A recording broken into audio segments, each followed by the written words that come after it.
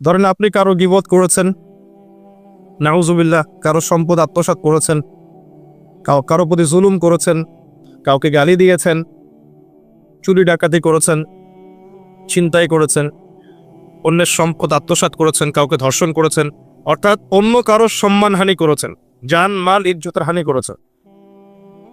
এই বিষয়টার ক্ষমা আল্লাহর কাছে পাওয়া যাবে না। এই ক্ষমাটা ওই বান্দার কাছে নিতে হবে যে ভাই আমি আপনার গীবত করেছিলাম, আমাকে মাফ করে দেন। ভাই আমি আপনার সম্পদ চুরি করেছি, এই নেন, ফেরত নেন। ভাই আমি তোমার জমি আত্মসাৎ করেছি, এটা তোমার, তুমি নিয়ে নাও। ভাই আমি তোমার কাছে টাকা ধার নিয়েছিলাম, দেইনি, এই যে দিয়ে দিলাম, শোধ। প্রতিটা বিষয় যেটা মানুষের সাথে জড়িত, হাক্কুল ইবাদ, এটা আল্লাহর কাছে ক্ষমা হবে না। এটা তার কাছেই ক্ষমা নিতে হবে, এবং এটা খুব কঠিন বিষয়। এর জন্য একটা কলবুন সালিম দরকার হয়, মানে সৎ মনের দরকার হয়। আর এই সৎ মন অনেক দাড়ি টুপির ভিতরেও থাকে না। আমি কি বুঝাতে পারছি? এই মনস্তাত্ত্বিক সততা দাড়ি টুপি জুব্বা পাগড়ির ভিতরে নাও থাকতে পারে। এটা ভিতরের ব্যাপার।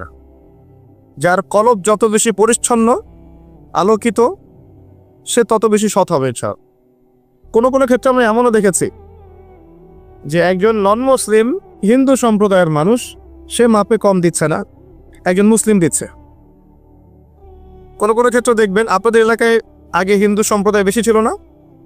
আমার জানা মতে রংপুরে এই জায়গায় তো আগে শহর ছিল, তাই না? এখনো এখানে অনেক নিদর্শন আছে। খাঁটি খাবারের জন্য মানুষ তাদের কাছে আসতো, মুসলিমদের দোকানে না গিয়ে তাদের দোকানে যাচ্ছে। তাদের দুধটা হবে খাঁটি, ঘিটা হবে খাঁটি, মিষ্টি হবে খাঁটি। মুসলিমের দোকান বাদ দিয়ে তাদের কাছে যাচ্ছে মানুষ। সততা দিয়ে তারা মানুষের মন জয় করলো। কোনো কোনো ক্ষেত্রে আপনি দেখবেন একজন অমুসলিম রাষ্ট্রের দায়িত্বে আছে, প্রশাসনে আছে, বা সামাজিক দায়িত্বে আছে, ব্যবসা করছে, চাকরি বাকরি করছে। কোনো কোনো ক্ষেত্রে দেখা যায় যে তারা অনেক মুসলিমের চেয়ে বেশি সৎ। হ্যাঁ, ঘুষ নিচ্ছে না, দুর্নীতি করছে না, ব্যবসায় বাপে কম দিচ্ছে না, সিন্ডিকেট করছে না, চোরা কারবারি করছে না। অনেক ক্ষেত্রে দেখা যায় এই শ্রেণীর মানুষদেরকে আল্লাহ পাক হেদায়েত দিয়ে দিতে পারেন। যাদের মনের মধ্যে আল্লাহ পাক সততা দেখবেন, আল্লাহ পাক তাকে হেদায়েত দিবেন ইনশাআল্লাহ। এটাই নিয়ম। আর যার হৃদয়ের মধ্যে সততা নাই, বাহ্যিকভাবে যদি মনেও হয় যে সে জান্নাতের পথে হাঁটছে, এমন হতে পারে দিন শেষেও জাহান্নামেই যাবে, নাউজুবিল্লাহ। তো যে প্রসঙ্গে এখানে আসলাম, মানুষের সাথে জড়িত হকটা মানুষের সাথেই ডিল করতে হবে। এটা কাবা ঘরের গেলাফ ধরে কানলেও ক্ষমা হবে না। কারণ আল্লাহ পাক তো রহমানুর রহিম নন, শুধু আল্লাহ পাক ন্যায় বিচারকও বটে। কথা কি বুঝতে পারছেন? আল্লাহ পাক শুধু রহমানুর রহিম নন যে সব মাফ করে দিব, একই সাথে শদীদুল ইকাব, কঠোর শাস্তিদাতাও বটে। এবং আল্লাহ পাকের ন্যায় বিচার, ইনসাফ তো সবচেয়ে উপরে। আল্লাহ পাক ইনসাফ করবেন, ইনসাফ করবেন। রহমানুর রহিম কোন অর্থে? আল্লাহ পাক চান যে তার বান্দারা জান্নাতে যাক, এবং তার জন্য আল্লাহ পাক নবী রাসূল পাঠিয়েছেন, আসমানি কিতাব পাঠান, মানুষকে খাওয়ান, পড়ান, হেদায়েত দেন, ভালো মন্দ বোঝান, বিবেক দেন, সবকিছু দেন। রহমানুর রহিম ছাড়া কোনো সত্তা এমন করতে পারে? এরপরেও যখন মানুষ জাহান্নামের পথে হাঁটবে, তখন আল্লাহ পাক কে আমরা দোষ দিতে পারবো? পারবো না। কিয়ামতের দিনের দরকার ছিল। আগে আমরা ভাবতাম যে কিয়ামতের দিনের কি দরকার ছিল, ছোটবেলায় ভাবতাম আর কি, যে এত সমস্যা, মানুষ হয়ে জন্ম নিয়েই তো বিপদে পড়ে গেলাম, কিয়ামতের দিনে তো অবস্থা খারাপ, কি জন্য আল্লাহ এত কঠিন শাস্তি দিবেন, জাহান্নাম সৃষ্টি করেছেন ইত্যাদি। সত্যিকার অর্থে কিয়ামতের দিন না থাকলে কোনো জালেমের বিচার হতো না, যাদের বিচার দুনিয়া হয়নি। কথা কি বুঝতে পারছেন? যে জালেমদের বিচার দুনিয়াতে হয় নাই, তারা পার পেয়ে যেত। কিয়ামতের মাঠ আছে বলেই তারা পার পাবে না। আর যে মাজলুমরা দুনিয়াতে কেঁদেছে, দুনিয়াতে কষ্ট সহ্য করেছে, সাফার করেছে, তাদের জন্য সুসংবাদ কিয়ামতের মাঠ, তারা সেখানে প্রতিদান পাবে ইনশাআল্লাহ। এজন্যই কিয়ামতের মাঠের দরকার ছিল। না হলে সব জালেম কি হতো? পার পেয়ে যেত, যারা দুনিয়াতে বিচার পায়নি। তো এর জন্য সৎ মনের দরকার। যদি মানুষের সাথে জড়িত বিষয় থাকে, তাকে ফেরত দিতে হবে। যদি আপনি জনগণের সম্পদ আত্মসাৎ করে থাকেন, সবার সামনে দাঁড়িয়ে বলতে হবে যে তোমাদের এই সম্পদ ছিল, আমি আত্মসাৎ করেছি, আমার সম্পদ থেকে এগুলো নিয়ে নাও। তারপরে জান্নাতের প্রশ্ন আসবে, তার আগে নয়। এত সহজ নয়। তাহলে কিয়ামতের মাঠে উঠে দেখবেন কিছু কিছু মানুষের ঘাড়ের মধ্যে দেখবেন রিলিফের মাল আছে। হ্যাঁ, কিয়ামতের মাঠে উঠে দেখবেন কিছু মানুষের ঘাড়ে রিলিফের মাল আছে, টিন আছে, গম আছে, চাল আছে, ত্রাণ আছে। নবী সাল্লাল্লাহু আলাইহি ওয়াসাল্লাম বলেছেন, যে যেটা আত্মসাৎ করবে সেটা নিয়ে কিয়ামতের মাঠে উঠবে। হ্যাঁ, কেউ যদি একটা গরু আত্মসাৎ করে থাকে, গরু তার ঘাড়ে থাকবে। হ্যাঁ, গরু নিয়ে হাঁটবে সে। কেউ যদি ছাগল আত্মসাৎ করে থাকে, ছাগল থাকবে ঘাড়ে। কেউ যদি কারো জমি আত্মসাৎ করে থাকে, জমি, ওই এক তবক হলে 7 তবক চাপিয়ে দেওয়া হবে। তবক মানে তো বোঝেন, তবাক আন তবাক, কোরআন পড়ে দেখেন। এর জন্য দুনিয়াতে হকটা মেটাতে হবে, এটা খুব ডিফিকাল্ট। ওমর রাদিয়াল্লাহু আনহু একবার একজন বেদুইনের বুকের মধ্যে লাঠি দিয়ে আঘাত করেছিলেন। আঘাত করাটা তার জন্য জায়েজই ছিল ওই সময়, কারণ সে বিরক্ত করছিল বারবার। ওমর রাদিয়াল্লাহু আনহু রাষ্ট্রীয় বড় দায়িত্ব পালনে ব্যস্ত ছিলেন। এই সময় একজন বেদুইন এসে তার জামা ধরে টান দিচ্ছে, দিয়ে বলছে যে আমার কথা শোনেন, আমার কথা শোনেন। তিনি ব্যক্তিত্ব সম্পন্ন মানুষ ছিলেন, লাঠি দিয়ে একটু গুতা দিয়েছেন, দেখছো না আমি ব্যস্ত আছি। একটু পরেই তার চিন্তা হলো, আমি কি জুলুম করে ফেললাম? একজন সাহাবীকে পাঠালেন তাকে ডেকে নিয়ে আস। সে সাহাবী তাকে ডেকে নিয়ে আসলেন। এবার সেই ব্যক্তিকে দাঁড় করিয়ে ওমর রাদিয়াল্লাহু আনহু বলছেন, আমিরুল মুমিনিন, অর্ধ জাহানের খলিফা, অর্ধেক বিশ্বের খলিফা, ছোট্ট একটা কান্ট্রির না, পুরো অর্ধেক বিশ্বের খলিফা। তিনি বলছেন, এই লাঠি নাও। হাদা সদরি ইন আরাত, এই যে আমার বুক, তুমি যদি চাও আমার বুকে ওইভাবেই গুতা দিয়ে প্রতিশোধ নিয়ে নাও। আমি কি বুঝাতে পারছি কথা কিছুটা? এই ব্যক্তি হতভম্ব হয়ে গেল যে সত্যি কি উনি আমাকে এই কথাটা বলছেন? তিনি আমিরুল মুমিনিন হয়ে এই কথা বলছেন যে আমার বুকের মধ্যে লাঠি দিয়ে আঘাত করে তুমি প্রতিশোধ নিয়ে নাও? ওমর রাদিয়াল্লাহু আনহু বলছেন, হ্যাঁ এটা করো, কিয়ামতের মাঠে আমাকে আল্লাহর ওয়াস্তে জবাবদিহি করায়ও না। তখন সেই ব্যক্তি বলছে, আমিরুল মুমিনিন, আমার এটার কোনো প্রয়োজন নেই, আমি আপনাকে মাফ করে দিলাম। ওমর ইবনে খাত্তাব তিনি বলছেন যে আল্লাহ তোমাকে মাফ করে দিন। সুবহানাল্লাহ। এই ছিল ইনসাফ। যদি মানুষের সাথে জড়িত কোনো হক থেকে থাকে তাহলে এই দুনিয়াতেই পরিশোধ করতে হবে। কারো টাকা নিয়ে থাকলে টাকা ফেরত দিয়ে দিবেন। কারো যদি জমির সম্পত্তি কোনোভাবে ঝগড়াঝাটি হয়ে থাকে, জমি নিয়ে নিয়েছেন, কোনোভাবে ফেরত দিয়ে দিবেন। যদি বোনের সম্পত্তি পাওয়ার অধিকার থাকে দিয়ে দিবেন। যার যার হক তাকে তাকে দিয়ে দিবেন। পরকালের জন্য নিউট্রাল হয়ে যান। পরকালে মানুষের সাথে জড়িত কোনো হক নিয়ে ওঠেন না, খুব ডিফিকাল্ট। কি হবে তাহলে? পরিণতিটা এটা হবে, নবী সাল্লাল্লাহু আলাইহি ওয়াসাল্লাম বলেছেন, কিয়ামতের মাঠে কিছু মানুষ উঠবে যারা নামাজ, রোজা, হজ, যাকাত, সাদাকা এরকম অনেক নেকি নিয়ে উঠবে। নেকি নিয়ে ওঠার পরে দেখবে সামনে যে অনেক মানুষ দাঁড়িয়ে আছে, পাওনাদার, কারো গীবত করেছে, কাউকে ধর্ষণ করেছে, কারো সম্পদ আত্মসাৎ করেছে, কাউকে গালি দিয়েছে, কাউকে জুলুম করেছে ইত্যাদি। এই মানুষগুলো দাঁড়িয়ে থাকবে। ওই সময় তো আর বেচা কেনার সুযোগ নাই, পরিশুদ্ধ হওয়ার সুযোগ নাই। আল্লাহ পাক তখন বলবেন যে এই ব্যক্তিদের নেকি তাদের আমল নামায় দিয়ে দাও, পাওনাদারদের আমল নামায় এই নেকি দিয়ে দাও। তো নামাজ, রোজা, হজ, যাকাতের নেকি থেকে তাদের ঋণ শোধ করা হবে।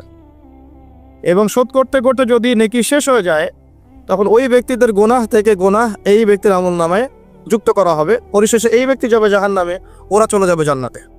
বলে নাউযুবিল্লাহ। দুনিয়াতে আল্লাহর সাথে জড়িত বিষয় থাকতে পারে, পরকালে যেন মানুষের সাথে জড়িত কোনো হক রাখেন না। এটাই প্রথম নসিহত। আল্লাহ রাব্বুল আলামিন এটাই বলেছেন যে নিশ্চয়ই আল্লাহ শিরক ছাড়া সমস্ত গুনাহ মাফ করতে পারেন। তার মানে আমরা বুঝতে পারছি যে বেশিরভাগ মানুষ জাহান্নামে যাবে, তাদের আমল নামায় শিরকের পাপ থাকবে। কিসের পাপ থাকবে? শিরকের পাপ থাকবে। কারণ আল্লাহ পাক বলেছেন শিরক ছাড়া যে কোনো গুনাহ তিনি ক্ষমা করতে পারেন। এবং মেরাজের রাতে যখন নবী সাল্লাল্লাহু আলাইহি ওয়াসাল্লাম আল্লাহর সাথে সাক্ষাৎ করেছেন, আল্লাহ পাক 3টা প্রতিশ্রুতি দিয়েছেন, 3টা হাদিয়া, উপহার। একটা হচ্ছে 50 ওয়াক্ত নামাজ, যেটাকে আমরা এখন 5 ওয়াক্ত পড়ি। 5 ওয়াক্ত পড়লে আপনি 50 ওয়াক্তের নেকি পাবেন ইনশাআল্লাহ। আর এই উম্মতের যে কোনো নেকির কাজ 10 দিয়ে গুণ করা হবে। একটা ভালো কাজ করলে আপনি 10 গুণ নেকি পাবেন, আল্লাহ পাক এটা বলে দিয়েছেন। কিন্তু গুনাহ একটা করলে একটাই পাবেন। একটা গুনাহ করেছেন, একটাই থাকবে, এটাকে 10 দিয়ে গুণ করা হবে না। এটা প্রথম হাদিয়া। দ্বিতীয় হাদিয়া হচ্ছে সূরা বাকারার শেষের 3টা আয়াত। সূরা বাকারার শেষের 3টা আয়াত, লিল্লাহি মা ফিস সামাওয়াতি, এখান থেকে ফানসুরুন আলাল কওমিল কাফিরিন পর্যন্ত। এটা একটা হাদিয়া। এবং নবী সাল্লাল্লাহু আলাইহি ওয়াসাল্লাম বলেছেন, রাতের বেলা কেউ যদি এই 3টা আয়াত পড়ে ঘুমায়, ঘুমানোর আগে 3টা আয়াত পড়ে নিয়ে ঘুমায়, বা মাগরিবের নামাজের পর থেকে পড়া শুরু করে, আর মাগরিবের পর থেকে রাত শুরু হয়। পশ্চিমা বিশ্বের মতো 12টার পর থেকে রাত শুরু হয় না ইসলামে, সূর্য ডুবলেই রাত শুরু হয়। তো নবী সাল্লাল্লাহু আলাইহি ওয়াসাল্লাম বলছেন তার আমল নামায় সারা রাত ইবাদতের নেকি দেওয়া হবে ইনশাআল্লাহ। আরেকটা হাদিয়া হচ্ছে এটা, আল্লাহ পাক ঘোষণা দিয়েছেন এই উম্মতের কোনো ব্যক্তি যদি শিরক না করে মারা যায়, এই উম্মতের কোনো ব্যক্তি যদি শিরক না করে মারা যায়, মানুষের সাথে জড়িত কোনো পাপ না থাকে, ইনশাআল্লাহ আল্লাহ পাক তাকে মাফ করে দিবেন। আর এই সূরা নিসের আয়াতটাও এটাই প্রমাণ করছে। আল্লাহ পাক বলছেন, ইন্নাল্লাহা লা ইয়াগফিরু আন ইউশরাকা বিহি, আল্লাহ পাক শিরকের গুনাহ মাফ করেন না, ওয়া ইয়াগফিরু মা দুনা যালিকা লিমান ইয়াশা, এবং এছাড়া যে কোনো পাপ আল্লাহ পাক যাকে ইচ্ছা মাফ করতে পারে। আল্লাহ পাক পরম করুণাময়, অসীম দয়াল। এক ব্যক্তি 100টা খুন করেছিল, 99টা খুন করার পরে, এটা বনু ইসরাইলের ঘটনা, এটা গল্প নয়, কেচ্ছা কাহিনী নয়, সত্য ঘটনা। সে তওবার সুযোগ খুঁজছে, তওবা করা যাবে কিনা। খুঁজতে খুঁজতে খুঁজতে একজন আবেদের কাছে গিয়েছে। আবেদ মানে যে ইবাদত করে কিন্তু জ্ঞান নাই। 2 রকম মানুষ থাকে মুসলিমদের মধ্যে, একজন এক শ্রেণী আলেম যারা জানে এবং জানা অনুযায়ী আমল করে, আর এক শ্রেণী হচ্ছে খুব একটা জানে না কিন্তু দেখা দেখে আমল করে, এদেরকে বলা হয় আবেদ। এই ব্যক্তি ছিল আবেদদের একজন। তার কাছে গিয়ে বলছে, আমার কি তওবা হবে? আমি 99টা খুন করেছি, সিরিয়াল কিলার। তো সেই ব্যক্তি বলেছে, না, তোমার কিসের ক্ষমা, তুমি এতগুলো খুন করেছো, তোমার ক্ষমা হতে পারে? তো আগে এই ব্যক্তিকেও সে খুন করেছে, করে 100টা পূর্ণ করেছে। এরপরে আরেকজনের সন্ধান পেয়েছে যে একজন আলেম, তার কাছে গিয়ে তওবার সুযোগ খুঁজছে। সে বলল, হ্যাঁ, তোমার তওবা হবে ইনশাআল্লাহ, তুমি খালেসভাবে তওবা করো, করে এই এলাকা থেকে চলে যাও, কারণ তওবার পরে একটা নতুন জীবন শুরু করবে। এই পরিবেশে থাকলে তুমি অতীতের হিস্ট্রিগুলো তোমার মনে পড়বে, তুমি চলে যাও দূরে কোথাও, সেখানে গিয়ে থাকা শুরু করো। সে তওবা করে ওইদিকে চলে যাচ্ছিল, রাস্তায় মৃত্যু হয়। এবার 2 শ্রেণীর ফেরেশতা চলে আসছে, জান্নাতের এবং জাহান্নাম। কে তার আত্মা নিবে? আমরা মৃত্যুর সময় টের পেয়ে যাবো যে কে জান্নাতে কে জাহান্নামী, ফেরেশতাদের আকৃতি দেখেই, ঠিক আছে? আর একজন মানুষের মৃত্যু থেকেই তার কিয়ামত শুরু হয়ে যায়। কিয়ামত কবে হবে এর চেয়ে বড় কথা যে মৃত্যুর জন্য আমরা প্রস্তুত কিনা। তো এখন জাহান্নামের ফেরেশতারা রূহ নিতে চাচ্ছে ওই ব্যক্তির, আবার জান্নাতি ফেরেশতারাও চাচ্ছে। দুজনের মাঝখানে একটা ডিবেট চলছে। আল্লাহ রাব্বুল আলামিন তখন কৌশল করে বললেন, তোমরা রাস্তাটা মেপে দেখো, সে যতদূর এসেছিল এই রাস্তার পরিমাপ বেশি, না যেখানে যাচ্ছিল এর পরিমাপ বেশি। দেখা গেল সে যতদূর গিয়েছিল এর পরিমাপ বেশি। আল্লাহ পাক জমিনকে প্রশস্ত করে দিলেন। এভাবে কৌশল করে আল্লাহ পাক এই ব্যক্তিকে মাফ করে দিলেন। এখানে আপনাকে খুনের অ্যাক্সেস দেওয়া হচ্ছে না, এই হাদিসটা বলে আপনাকে খুন করতে উৎসাহিত করা হচ্ছে না, আপনাকে বোঝানো হচ্ছে আল্লাহ পাকের মার্সি, দয়া কত প্রশস্ত। আর 2জন ব্যক্তি, এটা বলে সামনে যাচ্ছে, আর 2জন ব্যক্তি, এটা আমাদের মুসলিমদের জন্য শিক্ষা আছে। আমরা মুসলিমরা মনে করি যে আমরা সুপিরিয়র হয়ে গেছি, মাশাআল্লাহ, জুমার নামাজে আসি, রমজানের রোজা রাখি, মাঝে মাঝে একটু যাকাত দেই, সুযোগ পেলে একটা হজ উমরা করে আসি, তাই না? মাঝে মাঝে মসজিদে এসে নামাজ পড়ি, আমরা মনে হয় জান্নাতের সার্টিফিকেট পেয়ে গেছে, আমরা মনে করি আর কি। 2 ব্যক্তি, একজন অনেক আল্লাহওয়ালা মানুষ, আর একজন হচ্ছে যে আল্লাহর দিনের খুব একটা পরোয়া করে না। তো এই বন্ধু সেই বন্ধুকে দাওয়াত দেয়, দিনের পথে আসো, দিনের পথে আসো আসো। এই ব্যক্তি শোনে না। তো একদিন এই ব্যক্তি বলে ফেললো, যে ব্যক্তি একটু পায়াস টাইপের রিলিজিয়াস মুসলিম, সে বলে ফেললো যে আল্লাহ তোকে কখনো মাফ করবে না। কথাটা শুনেন, আল্লাহ তোকে মাফ করবে না, তোকে এত ডাকি দাওয়াত দিয়ে তুই কথা শুনিস না। মৃত্যুর পরে আল্লাহ পাক এই 2জনকে জীবিত করলেন, জীবিত করে বললেন, কে তোমাকে ইখতিয়ার দিয়েছে যে আমি কাউকে ক্ষমা করব কি করব না এই বিষয়ে সিদ্ধান্ত দেওয়ার? আজকে আমি ওকে মাফ করে দিলাম আর তোমাকে জাহান্নামে দিলাম, যাও। যার মনের মধ্যে যাররা পরিমাণ অহংকার থাকবে সে ব্যক্তি জান্নাতে যেতে পারবে না। আর অহংকার এবং রিয়াটা এত সূক্ষ্ম যে অন্ধকার রাতে কালো পাথরের উপরে যদি কালো পিঁপড়া হাঁটে, এটা যেমন সূক্ষ্ম, রিয়া এবং অহংকার এতটাই সূক্ষ্ম। এবং যখন আপনারা ইসলামিক ব্যক্তিত্বদেরকে নিয়ে আইওয়াশ এবং শোডাউনে লিপ্ত হন, তখন অহংকার তাদের মনের মধ্যে চলে আসতে পারে। এই বিষয়গুলো থেকে সম্পূর্ণ দূরে থাকা উচিত। আল্লাহ পাক আপনাদেরকে বোঝার তৌফিক দান করুন। শিরকের পাপ থেকে বেঁচে থাকুন, মানুষের সাথে জড়িত পাপ থেকে বেঁচে থাকুন। আল্লাহ পাক পরম করুণাময়, অসীম দয়ালু। আল্লাহ পাক সমস্ত গুনাহ মাফ করতে পারেন। এর মানে এই নয় যে গুনার এক্সেস দেওয়া হচ্ছে, লাইসেন্স দেওয়া হচ্ছে, এমনটা নয়। আল্লাহ পাকের দয়া বোঝানো হচ্ছে। আল্লাহ আপনাকে ভালোবাসেন এবং আল্লাহই আপনাকে প্রকৃত অর্থে ভালোবাসেন, বাকিরা আপনাকে স্বার্থের জন্য ভালোবাসে। মনে রাখবেন, প্রকৃত অর্থে শুধু আল্লাহই তার বান্দাদেরকে ভালোবাসেন, বাকিরা মানুষের অবস্থানকে ভালোবাসে, মানুষের ব্যক্তি সত্তাকে নয়, আপনার আত্মাকে নয়, আপনার অবস্থানকে। এটা আপনি হারে হারে উপলব্ধি করবেন যত দিন যাবে। বাকি বিষয়গুলো স্বার্থকেন্দ্রিক। আল্লাহ রাব্বুল আলামিনের ভালোবাসা স্বার্থকেন্দ্রিক নয়, নিঃস্বার্থ। আল্লাহর জন্য ভালোবাসুন। মাকে ভালোবাসেন আল্লাহর জন্য, বাবাকে ভালোবাসেন আল্লাহর জন্য, আপনি সন্তান সন্ততিকে ভালোবাসেন আল্লাহর জন্য, স্ত্রীকে ভালোবাসেন আল্লাহর জন্য। তাদের জন্য করেন আল্লাহকে সন্তুষ্ট করার জন্যে, তাদের কাছে কিছু পাওয়ার আশায় না। যখন আপনি কারোর কাছে কিছু পাওয়ার আশা করবেন, তখন তার কাছ থেকে কষ্ট পাবেন। যখন কারো কাছে কিছু পাওয়ার জন্য আপনি আশা করবেন, তখন তার কাছে কষ্ট পাবেন। এর বাইরে একটা ভালোবাসা থেকে, ডিভাইন, আল্লাহর পক্ষ থেকে আসে। সেই দুই ব্যক্তি যারা আরশের ছায়ায় ছায়া পাবে, ওই 7 শ্রেণীর মধ্যে এক শ্রেণী হচ্ছে ওই দুই ব্যক্তি যারা একে অপরকে শুধু আল্লাহর জন্য ভালোবাসত।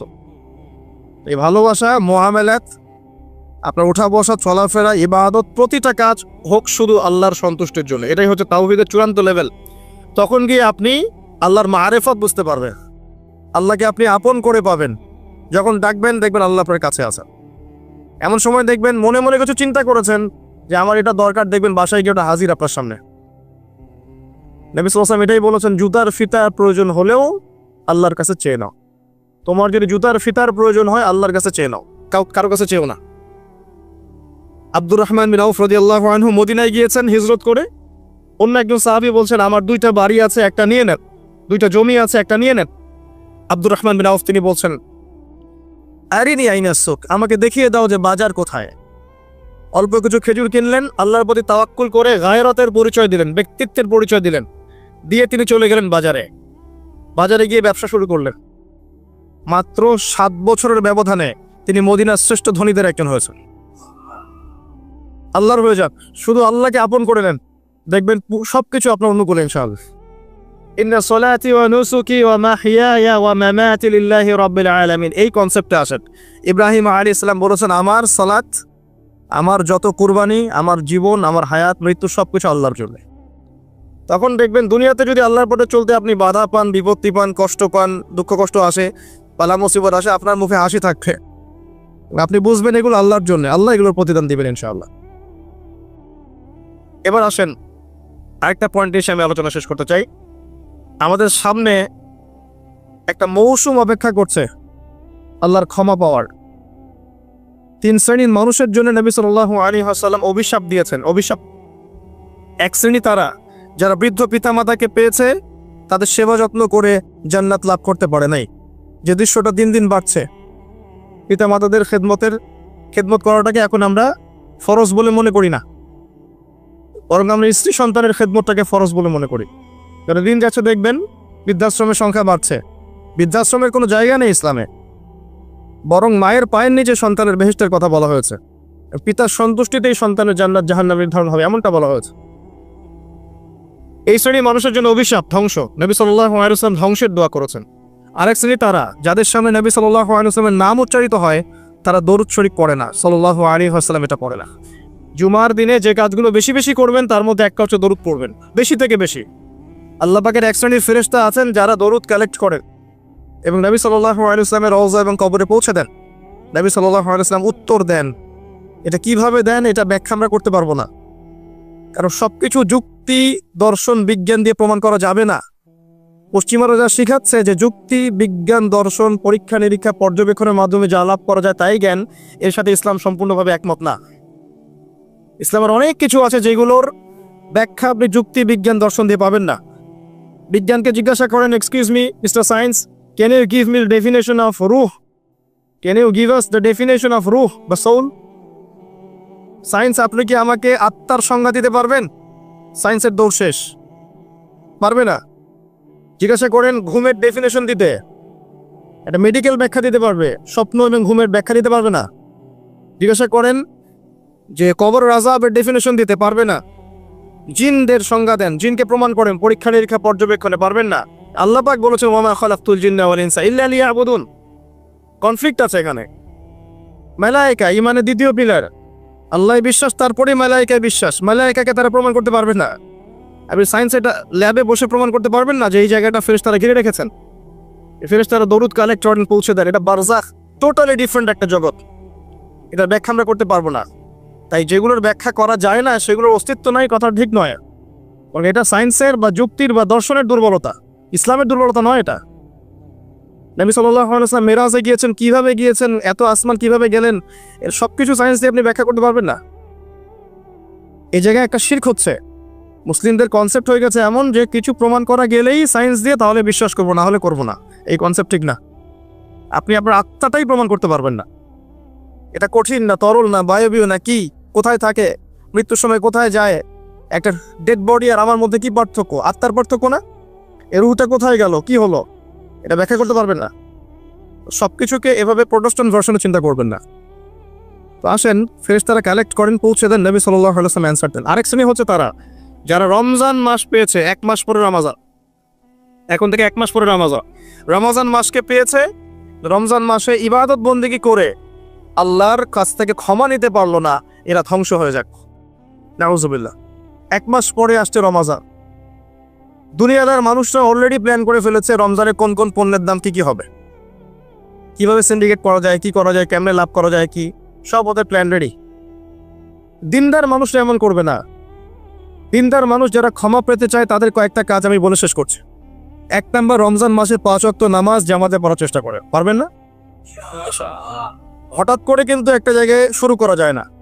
রমজান থেকেই শুরু করব এমনটা করা যাবে না, কিন্তু আগে থেকেই স্টার্ট করতে হবে। তাহলে রমজানে কি আপনি ফ্লো সৃষ্টি করতে পারবেন। ফ্যান ছেড়েছেন, ফ্যানটা কি ধাপ করে এত জোরে হয়েছে? আস্তে আস্তে আস্তে আস্তে বেড়েছে। একটা স্পিড আসতে সময় লাগে। আপনি প্রথমে দৌড় শুরু করেই তো বাইকে আপনি 100 টানতে পারবেন না, আপনাকে গ্র্যাজুয়ালি যেতে হবে। এটাই সুন্নাহ, আল্লাহ পাকের সুন্নাহ গ্র্যাজুয়াল। দিন থেকে রাত কিন্তু ধাপ করে হয় না, আস্তে আস্তে হয়। রাত থেকে দিন আস্তে আস্তে হয়। আপনি এখান থেকে শুরু করে শাবান মাস থেকে, শাবান মাসে মাঝে মাঝে কিছু রোজা রাখেন, কয়েকটা সোম শাবান মাসে রাখেন। নবী সাল্লাল্লাহু আলাইহি ওয়াসাল্লাম শাবানে বেশি বেশি রোজা রাখতেন। আল্লাহ পাক আমাদেরকে তৌফিক দান করুন, যাতে রমজানে গিয়ে আমাদের কষ্টটা কম হয়। 5 ওয়াক্ত নামাজ জামাতে পড়ার চেষ্টা করেন। সেহরিতে এমনভাবে খাবেন না যে মনে হয় এটাই আপনার জীবনের শেষ খাওয়া, এভাবে খাবেন না। সেহরিতে কম খান, যত বেশি খাবেন তত বেশি আপনি অলস হয়ে যাবেন। মুসলিমদের উচিত নয় খুব বেশি ভরপেট খাওয়া, এবং এই সুন্নাতটা এখন কিতাবের মধ্যে আছে, আমাদের বডি এবং আমলের মধ্যে সুন্নাতটা খুব একটা নাই। যত বড় আশেকের রসুল দেখবেন তত বড় ভরি, এটাই বাস্তবতা। আমরা ভোগবিলাসী হয়ে গেছে আর কি। এটা আখিরুজ জামানের সাইন। নবী সাল্লাল্লাহু আলাইহি ওয়াসাল্লাম বলেছে শেষ জামানে এক শ্রেণী মানুষ আসবে যাদের উঁচু ভুঁড়ি থাকবে, ঠেস দিয়ে বসে থাকবে এবং আরাম প্রিয় হবে। হাদিসের পাতায় পাতায় এগুলো আছে, কি বলা নাই হাদিসে। ঈসা ইবনে মারইয়াম যখন আসবেন সিরিয়ার দামেস্কের সাদা মসজিদের মিনারের উপরে, তখন তার মাথা দিয়ে টপ টপ করে পানির ফোঁটা পড়বে, এটাও হাদিসে বলা আছে। মাসিহুদ দাজ্জালকে তিনি কোথায় মারবেন, কোথায় হত্যা করবেন, সেটাও হাদিসে আসছে, প্যালেস্টাইনের বাবেলুদ নামক জায়গায়। কি নাই ইসলামে? সবকিছু আছে। মানতে পারি না সেটা ডিফারেন্ট বিষয়, কিন্তু স্বীকার করতে হবে যে আছে, ইনশাল্লাহ জান্নাত যাওয়া যাবে। মানতে পারি না, আমল করতে পারি না, প্রতিবন্ধকতা আছে, সেটা আল্লাহ পাক এক্সকিউজ নিবেন হয়তোবা, কিন্তু আগে স্বীকার করতে হবে, আকীদা ঠিক করতে হবে যে হ্যাঁ এখানে সলিউশন আছে। আল্লাহ পাক এতটুকু করার তৌফিক অন্তত আমাদেরকে দান করুন। ইফতারেও কম খাবেন, ইফতারে সারাদিন রোজা রেখে বেশি খাবেন না। খেতে হলেই পেটের 1 ভাগ খান, 1 ভাগ ফাঁকা রাখেন, আপনি ইবাদত করে স্বাচ্ছন্দ্য বোধ করবেন। ইফতারে বেশি খেলে তারাবির নামাজ পড়তে পারবেন না, এবং তারাবি জামাতে পড়ার চেষ্টা করবেন। তারাবি সালাতে সুন্দর করে লম্বা করে পড়ার চেষ্টা করবেন, সময় লাগুক 1 ঘন্টা 2 ঘন্টা। সবচেয়ে উন্নত মানের হাফেজকে রাখবেন, যার তেলাওয়াত শুনলে নামাজে মনোযোগ বাড়ে, সুমধুর তেলাওয়াত করবে, পুরো কোরআন খতম করবে। আমরা মনোযোগের সাথে তারাবি পড়বো ইনশাআল্লাহ। তারাবি সালাতের মাঝখানে দোয়া করবেন, সেজদায় বেশি বেশি দোয়া করবেন, রমজান মাসে দোয়া কবুল হয়। রোজা রাখা অবস্থায় বেশি বেশি দোয়া করবেন, নিজের জন্য, পরিবারের জন্য, আত্মীয় স্বজনের জন্য, দেশের জন্য, উম্মার জন্য, সবার জন্য দোয়া করবেন। দোয়ার মধ্যে সাম্প্রদায়িক হবেন না, স্বার্থপর হবে না, সবার জন্য দোয়া করতে শেখেন। আল্লাহ পাক আপনার দোয়া বেশি বেশি কবুল করবেন ইনশাআল্লাহ। রমজান মাসে যাকাতগুলো দিয়ে দিবেন। যাকাত হচ্ছে ইসলামিক ইকোনমিক্সের বেস, যাকাতটাই বেস। শুধুমাত্র একটা কাজ যদি করতে পারতাম আমরা, এটা যাদের ক্ষমতা আছে তারা যদি কখনো মূল্যায়ন করে হয়তোবা উপকার হবে। এই দায়িত্ব আমাদের না, আমাদের দায়িত্ব শুধু প্রচার করা। শুধু যদি যাকাতটা কালেক্ট করা যেত একটা সিস্টেমেটিক ওয়েতে, বাংলাদেশে এমনও মানুষ আছে যার একজনের যাকাতের টাকা দিয়ে 100টা পরিবার চলবে, এবং এটা প্রতি বছর আসবে, এক বছর না, প্রতি বছর নিসাব পরিমাণ সম্পদ হলেই জাকাত আসবে। এবার হিউজ ক্যাপিটাল আমাদের তৈরি হতো। এটা দিয়ে আপনি বড় বড় মেগা প্রজেক্ট করতে পারতেন। দুর্ভাগ্যজনক, এটাতে আমরাই জাকাত দিতে চাই না। অনেক মুসলিম আছে নামাজ পড়ে জাকাত দেয় না, অনেক মুসলিম আছে নামাজ পড়ে সুদ খায়, নামাজ পড়ে ঘুষ খাচ্ছে, নামাজ পড়ে দুর্নীতি করছে। নামাজি ব্যক্তি, কবরের সেজদার দাগ আছে। আমি এমন দেখেছি আমার সাথে আল্লাহ রাস্তায় সময় দিচ্ছে, তাবলিগে বোনের সম্পত্তি দেয়নি, বোনের হক দেয়নি, বোনকে বুঝিয়েছে যে তুমি না নিলে তো এটা নেকির কাজ, তুমি ছেড়ে দিলে এটাই নেকির কাজ, সব হবে তোমার। আমরাও কম না ভাই। তো আগে নিজে ভালো হই, মানুষের ভালো নিয়ে পরচিন্তা করি। আলাইকুম আনফুসাকুম, নিজের নফসের খবর নেই। মানুষকে সংশোধন করা অনেক কঠিন বিষয়, নিজে সংশোধন না হলে মানুষকে সংশোধন করা যায় না। এটাই আমাদের সমস্যা, আমরা আগে নিজের চিন্তা না করে মানুষের চিন্তা করি। আল্লাহ পাক আমাদেরকে বোঝার তৌফিক দান করুন, বক্তা শ্রোতা সবাইকে আমল করার তৌফিক দান করুন। রমজান মাসে আরো কিছু কাজ করে বেশি ইফতার করাবেন, বেশি থেকে বেশি মানুষকে ইফতার করাবেন, পারা যাবে ইনশাআল্লাহ। একজন রোজাদারকে ইফতার করালে ওই ব্যক্তি রোজার নেকি আপনি পাচ্ছেন, এবং আপনার নেকি থেকে কাটা হবে না, বরং আপনাকে এক্সট্রা বোনাস দেওয়া হবে। প্রত্যেকদিন মসজিদে আসর থেকে মাগরিব পর্যন্ত দার্সে হাদিসের ব্যবস্থা করে। এই যে আপনাদের এখানে মুনতাখা হাদিস বই আছে না, মুনতাখা হাদিস, ফয়জুল কালাম, তারপরে এই যে রিয়াদুস সালেহিন, এই বইগুলো আছে মিশকাত, এখান থেকে দার্স দিবেন। আসর থেকে মাগরিব পর্যন্ত এগুলো চলবে। মাগরিবে মানুষ আসবে, এখানে সবাই মিলে ইফতার করবে, করা যাবে না? ইফতার করাবেন, পরিবেশ বসা থাকবে। ইফতার যারা বাসায় করবেন, আমার অনুরোধ হচ্ছে পরিবার বর্গকে সাথে নিয়ে ইফতার করেন, যাতে ছোট ছোট বাচ্চারা দেখে যে আমরা এইভাবে ইসলামিক সংস্কৃতি দেখে বড় হয়েছি। এখন এক একটা পরিবার এক একটা জগৎ, একটা ছাদের নিচে 10টা জগৎ, আর 10 জনের হাতে 10টা ফোন, এক একজন এক একটা ঘরে, ফোনের মধ্যে এক একটা ওয়ার্ল্ড, এক একটা জগৎ, কারোর সাথে কারো কথা নাই, আত্মকেন্দ্রিকতা। আর পাশে কে ফ্ল্যাটে কে আছে এটা দেখার সময় নেই।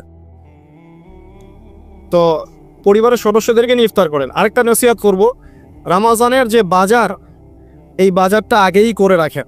রমজান মাসে বেশি বাজারে যাবেন না, সময় নষ্ট করবেন না, বেশি কোরআন তেলাওয়াত করবেন। রমজান মাসে কোরআন তেলাওয়াত কে জন্য করবেন? কোরআন এই মাসেই নাজিল হয়েছে, অন্তত একটা বার খতম দেওয়ার চেষ্টা করুন, পারা যাবে? আলিফ লাম মিম থেকে একদম মিনাল জিন্নাতি ওয়ান নাস পর্যন্ত প্রত্যেকদিন এক পারা করে পড়েন, 30 দিন 30 পারা হয়ে যাবে, পারা যাবে না? যারা হাফেজে কোরআন আছেন এই মাসে কোরআনটাকে হিফজ করবেন, আরো ভালো করে চর্চা করবেন। যারা আরো বড় স্কলার আছেন কোরআনকে গবেষণা করবেন, কোরআনের দার্স দিবেন, মানুষকে কোরআনের কথা বলবেন। এটা একমাত্র কিতাব যার মধ্যে প্রতিটা বিষয়ের সলিউশন আছে, এবং এটা মানুষের ভিতর ঢুকে গেলে আপনাকে তখন তরোয়ারির জোরে ইসলাম আর কায়েম করতে হবে না। ইসলাম এভাবে কায়েম হয়েও নাই, মানুষের মন পরিবর্তনের মধ্য দিয়ে ইসলাম কায়েম হয়েছে। তো কোরআন মানুষের ভিতরে ঢুকিয়ে দেন, অটোমেটিক দেখবেন সে আল্লাহর পথে চলে আসবে ইনশাআল্লাহ। এটাই মূল কাজ, জ্ঞানতাত্ত্বিক কাজটাই মূল, মানুষকে জ্ঞানী করাটাই মূল কাজ। আমরা বেসিক কাজ করতে চাই না, বড় বড় স্বপ্ন দেখি। বেসিক কাজ দেখবেন, 5 ওয়াক্ত নামাজ পড়তে চাই না, যাকাত দিতে চাই না, কোরআন তেলাওয়াত করতে জানি না, বাসায় পর্দা নাই, হালাল রিজিক নাই, কিন্তু বড় বড় কথা বলি। ব্যক্তি জীবন ঠিক করা উচিত আগে, বড় বড় কথা অনেক পরে, এগুলো সময় না এখন। প্রাইমারি লেভেলের কাজ ঠিক নাই, ভিত্তি ঠিক নাই, আপনি বাড়ি বানাবেন কিভাবে? রমজান মাসে কোরআন তেলাওয়াত করেন, বেশি আল্লাহ জিকির করেন। হিসনুল মুসলিম একটা বই আছে, হিসনুল মুসলিম, বইটা মুখস্থ করে ফেলেন, বইয়ের মধ্যে প্রচুর জিকির দেওয়া আছে, দোয়া দেওয়া আছে, এগুলো করেন রমজান মাসে, আল্লাহ আপনার দোয়া কবুল করবেন ইনশাআল্লাহ। তারাবি নামাজ পড়েন, একসাথে ইফতার করেন, বাজারগুলো আগে করে ফেলেন, বাজারে বেশি সময় দিবেন না।